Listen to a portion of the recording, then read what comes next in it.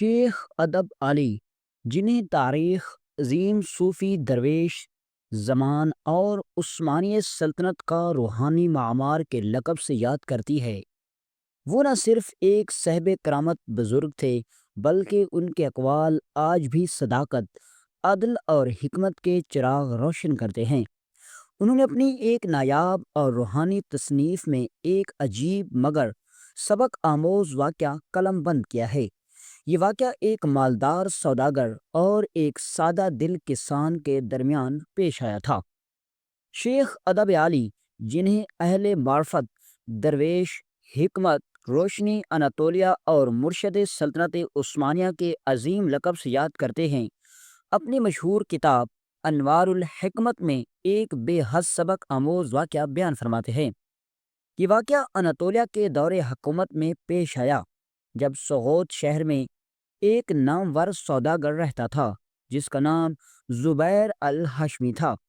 زبیر کوئی معمولی تاجر نہ تھا، بلکہ اس کا شمار اس دور کے سب سے چالاک، سمجھدار اور تجربے کار تاجروں میں ہوتا تھا۔ وہ مختلف علاقوں سے گھوڑے، اونٹ اور دیگر جانور خریدتا اور انہیں دوسری بستیوں یا شہروں میں منافع پر فروخت کر دیتا۔ اس کے کاروبار کی کامیابی صرف اس کی محنت یا سمجھداری کی وجہ سے نہ تھی، بلکہ لوگ حیرت سے کہتے تھے کہ زبیر کے ہاتھ میں برکت ہے۔ وہ جو سودا بھی خریدتا ہے، وہی سودا اس کے ہاتھ میں قیمتی ہو جاتا۔ ایسا لگتا تھا جیسے وہ نقصان کا مفہوم ہی نہیں جانتا۔ وہ جس سودے پر بھی ہاتھ رکھتا، وہ سودا نہ صرف کامیاب ہوتا بلکہ دوسروں کے لیے بھی نفع کا باعث بن جاتا۔ یہ بات تاجروں، کسانوں، حتیٰ کہ درباریوں تک کو حیران کرتی تھی کہ آخر زبیر الہاشمی میں ایسا کیا راز ہے۔ ایک دن زبیر الہاشمی سوداگر اپنے گھوڑے پر سوار ہو کر شہر کی مشہور منڈی میں جا پہنچا۔ گھوڑے کو ایک طرف باندھ کر وہ منڈی کے اندر چہل قدمی کرنے لگا۔ اس کی عادت تھی کہ وہ جلد بازی میں سودا نہیں کرتا تھا، پہلے پوری منڈی کا جائزہ لیتا، ہر جانور کو غور سے دیکھتا اور پھر وہی چیز خریدتا جو دل کو بھا جائے۔ اس دن بھی وہ ہر طرف گھوم پھر کر جانوروں کا معائنہ کرتا رہا، مگر کوئی بھی ایسا نسلی اور خالص عربی گھوڑا نظر نہ آیا جیسا کہ اسے ایک زمیندار کی فرمائش پر خریدنا تھا۔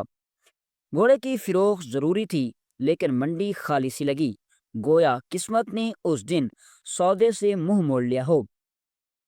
مایوسی کے عالم میں وہ واپس روانہ ہوا۔ سورج کی تپش تیز تھی، گرمی شدت سے پکڑی چکی تھی اور زبیر کا گلا گرمی کی شدت سے پیاس سے سوکھا جا رہا تھا۔ وہ اپنے گھوڑے پر سوار راستوں سے گزرتا رہا، بستیاں عبور کرتا رہا، یہاں تک کہ ایک ایسی بستی سے جا نکلا جہاں ایک کسان کنویں سے پانی نکال کر فصلوں کو سیراب کر رہا تھا۔ زبیر نے گھوڑے کو ایک درخت کے نیچے باندھا اور پیاس بجھانے کے لیے کنویں کے پاس گیا۔ کسان نے جیسے ہی اس کے چہرے پر سفر کی تھکن دیکھی، فوراً ایک لوٹے میں پانی بھر کر اس کے ہاتھ میں دے دیا۔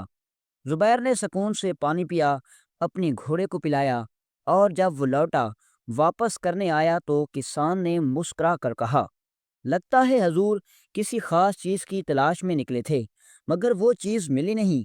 زبیر نے حیرت سے پوچھا، تمہیں کیسے معلوم؟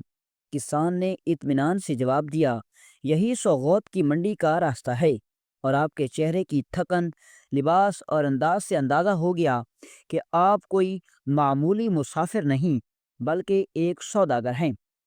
زبیر نے مسکرا کر سچ تسلیم کیا اور کہا، میں عربی نسل کا ایک خالص گھوڑا خریدنے کے لیے نکلا تھا، مگر پوری منڈی میں ایک بھی گھوڑا ایسا نہ ملا، اور مجھے وہ گھوڑا ایک زمیندار کے حکم پر دینا ہے۔ کسان نے چند لمحے سوچا، پھر دھیرے سے کہا، تو جناب آپ کا کام شاید میرے ہی ہاتھوں ہونے والا ہے۔ میرے گھر میں ایک شاندار عربی نسل کا گھوڑا موجود ہے، میں اسے بیچنا چاہتا ہوں کیونکہ مجھے کچھ ذاتی ضرورتیں درپیش ہیں۔ اگر آپ چاہیں تو میرے ساتھ تشریف لائیں، گھر میں نہ صرف آپ کے لیے ٹھنڈا مشروب موجود ہے بلکہ ہم اطمینان سے سودا بھی کر سکتے ہیں۔ یہ سن کر زبیر الہاشمی سوداگر کے چہرے پر خوشی کی جھلک ابھری۔ یوں محسوس ہوا جیسے قدرت نے اس کی نیت، طلب اور محنت کا صلہ دینے کا ارادہ کر لیا ہو۔ زبیر الہاشمی سوداگر کسان کے ساتھ اپنے گھوڑے کی لگام تھامے خاموشی سے چلتا رہا۔ گرمی کی تپش اب دھیرے دھیرے کم ہو رہی تھی اور سورج ڈھلنے لگا تھا۔ دونوں پیدل چلتے ہوئے 2 میل کے فاصلے پر ایک سادہ سے مگر صاف ستھرے مکان کے سامنے پہنچے۔ زبیر نے دروازے کی طرف اشارہ کرتے ہوئے پوچھا، یہی تمہارا گھر ہے؟ کسان نے مسکرا کر جواب دیا، جی ہاں، اسی چھوٹے سے آشیانے میں اور میری بوڑھی ماں رہتے ہیں۔ آپ بلا جھجک اندر تشریف لائیں، یہاں کوئی پردے کا مسئلہ نہیں۔ پہلے ہم ٹھنڈا مشروب پئیں گے، پھر میں آپ کو وہ گھوڑا دکھاؤں گا جس کی تلاش میں آپ نکلے ہیں۔ زبیر الہاشمی خاموشی سے اندر چلا گیا۔ مکان سادہ تھا مگر محبت سے سجا ہوا۔ وہ دونوں جھوپڑی کے کچے فرش پر بیٹھ گئے۔ تھوڑی دیر بعد کسان کی ماں ایک مٹی کے جگ میں ٹھنڈا مشروب لے کر آئی، جس میں خلوص کی ٹھنڈک اور مہمان نوازی کی مٹھاس گلی ہوئی تھی۔ زبیر نے مشروب پیا، ماتھے سے پسینہ صاف کیا اور کہا، یہ مہربانی میں ہمیشہ یاد رکھوں گا۔ مشروب کے بعد کسان اٹھا اور بولا، آئیے اب میں آپ کو وہ گھوڑا دکھاتا ہوں جس کی بات کی تھی۔ وہ زبیر کو لے کر گھر کے پیچھے بنے ایک چھوٹے سے اسپل میں لے گیا۔ وہاں ایک گھوڑا بندھا ہوا تھا، سیاہی مائل، چمکتی جلد، کشادہ سینہ اور چمکدار آنکھیں۔ گھوڑے کی نسلی شان دور سے جھلک رہی تھی۔ زبیر نے ایک نگاہ ڈالی اور لمحہ بھر میں پہچان گیا کہ یہ گھوڑا عربی نسل کا ہے، خالص، مضبوط اور بے مثال۔ اس نے دل ہی دل میں کہا، ایسا گھوڑا تو ساری منڈی میں بھی نظر نہ آیا۔ لگتا ہے قدرت نے آج میری مراد پوری کر دی۔ جب سوداگر کو وہ گھوڑا پسند آ گیا تو اس نے کسان سے پوچھا، بتاؤ اس گھوڑے کی کتنی قیمت مانگتے ہو؟ کسان نے مسکرا کر جواب دیا، حضور، آپ کے لہجے سے لگتا ہے آپ کوئی معمولی خریدار نہیں بلکہ بہت بڑے سوداگر ہیں، لہٰذا آپ ہی مناسب قیمت لگا دیں۔ سوداگر نے فوراً کہا، نہیں، ہمارے پیشے کا اصول ہے کہ جس کی چیز ہو قیمت وہی لگاتا ہے۔ تم گھوڑے کے مالک ہو، لہذا قیمت تم ہی طے کرو گے۔ کسان نے کچھ توقف کے بعد کہا، میں اس گھوڑے کے پورے 250 سونے کے سکے لوں گا۔ یہ سن کر زبیر الہاشمی نے ہلکی سی مسکراہٹ کے ساتھ کہا، یقیناً گھوڑا قیمتی ہے، لیکن تم نے قیمت کچھ زیادہ ہی مانگی ہے۔ کسان نے سنجیدگی سے کہا، نہیں حضور، میں نے اس کی بالکل جائز قیمت مانگی ہے۔ یہ گھوڑا نسل، طاقت اور تربیت میں اپنی مثال آپ ہے۔ سوداگر نے جواب دیا، میں تمہیں اس گھوڑے کی 200 سونے کے سکے دینے کے لیے تیار ہوں۔ کسان جو جانتا تھا کہ سوداگر کو اس گھوڑے کی اشد ضرورت ہے، بولا، آپ مسافر ہیں اس لیے 10 سکے چھوڑ سکتا ہوں، مجھے 240 سونے کے سکے دے دو اور گھوڑا لے جاؤ۔ سوداگر نے قدرے سختی سے کہا، ابھی بھی تم قیمت زیادہ مانگ رہے ہو، میں تمہیں 220 سکے دیتا ہوں اور گھوڑا میرے حوالے کرو۔ کسان نے جواب دیا، نہیں، اس طرح سودا نہیں ہوگا۔ کافی دیر تک دونوں کے درمیان گفت و شنید ہوتی رہی، کبھی کسان جھکتا کبھی سوداگر۔ آخر کار کسان نے تھک ہار کر کہا، میں اس گھوڑے کو 230 سونے کے سکوں سے کم میں نہیں دوں گا۔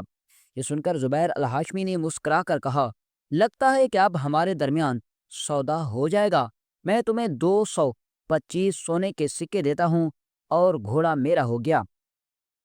کسان نے گہرا سانس لیا، آنکھوں میں ہلکی سی چمک آئی اور بولا، ٹھیک ہے حضور، یہ گھوڑا اب 225 سونے کے سکوں کے بدلے آپ کا ہوا۔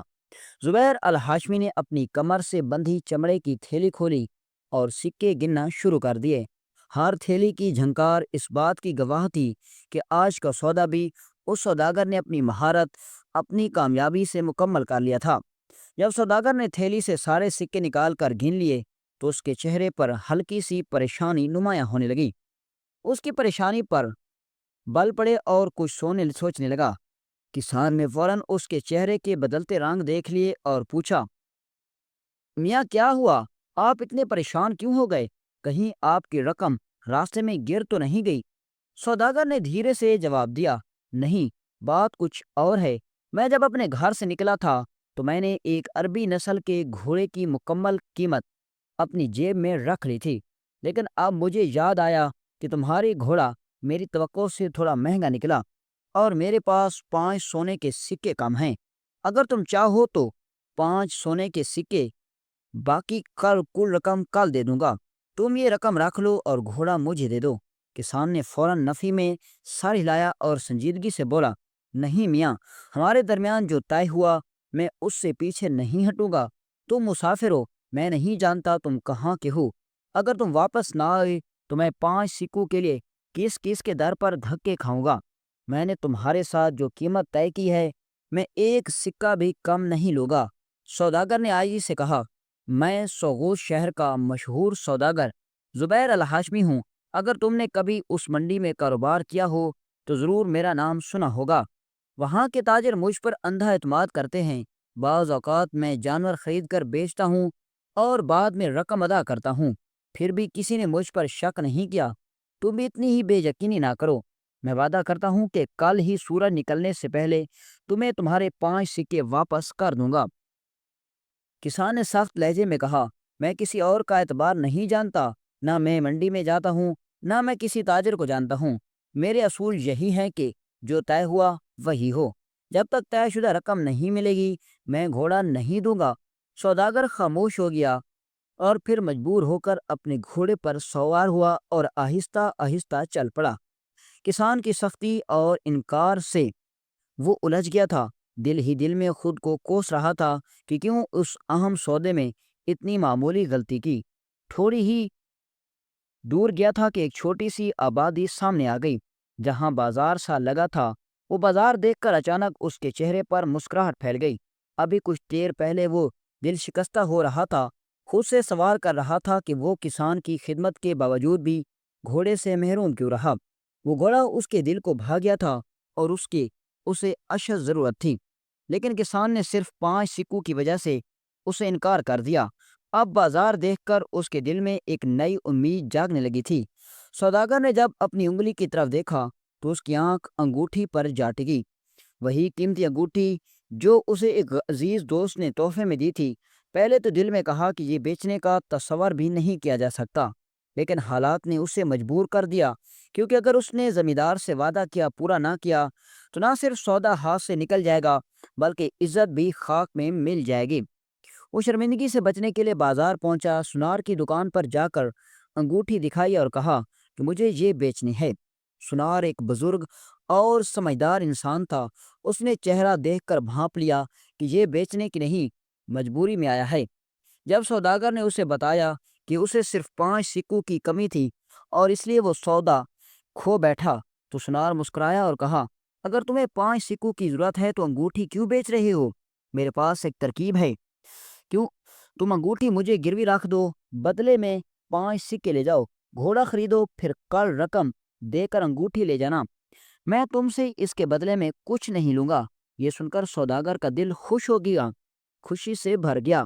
اس نے انگوٹھی دے کر 5 سکے لیے اور فوراً کسان کے گھر پہنچا۔ دروازہ کھٹکھٹایا تو کسان کی بوڑھی ماں نے دروازہ کھولا۔ اس نے کہا، اپنے بیٹے کو بلا لیں، میں رقم مکمل لے آیا ہوں۔ کسان آیا تو اس کے لہجے میں اب عجیب سی سختی تھی۔ بولا، اب میں گھوڑا 230 سکوں سے کم میں نہیں دوں گا، کیونکہ وقت گزر چکا ہے اور اب قیمت بدل چکی ہے۔ یہ سن کر سوداگر کا خون کھول اٹھا، لیکن اس نے خود پر قابو رکھا اور واپس سنار کے پاس جا کر کہا، مجھے انگوٹھی واپس کر دیں، میرا سودا نہیں ہوا۔ سنار نے حیرت سے پوچھا، کیا ہوا؟ جب سوداگر نے سب کچھ بتایا تو سنار نے کہا کہ بیٹا، اب تم یہ 5 سکے بھی رکھو، انگوٹھی بھی میرے پاس رہنے دو، گھوڑا لے آؤ اور کل مجھے 10 سکے دے دینا۔ سوداگر نے شکر گزاری کے آنسو لیے، سکے اٹھائے اور بنا کوئی لفظ کہے پورے 230 سکے دیے۔ وہ کسان کے پاس پہنچا، گھوڑا لیا اور واپسی کے سفر پر نکل پڑا۔ دل میں ہزاروں سوال تھے کہ جو انسان کل تک محبت سے پیش آ رہا تھا، آج وہ صرف 5 سکوں کی وجہ سے زبان سے مکر گیا، اور وہ انگوٹھی جو اس کی زندگی کی نشانی تھی وہ اسے اس نیک دل سنار کے سبب واپس بھی ملنے والی تھی۔ سوداگر دل ہی دل میں سوچتا رہا کہ دنیا میں ظاہری نیکی سے زیادہ نیت اور سچائی کی قیمت ہے، اور شاید زندگی کا سب سے قیمتی سبق تھا جو اسے اس سودے کے بدلے ملا۔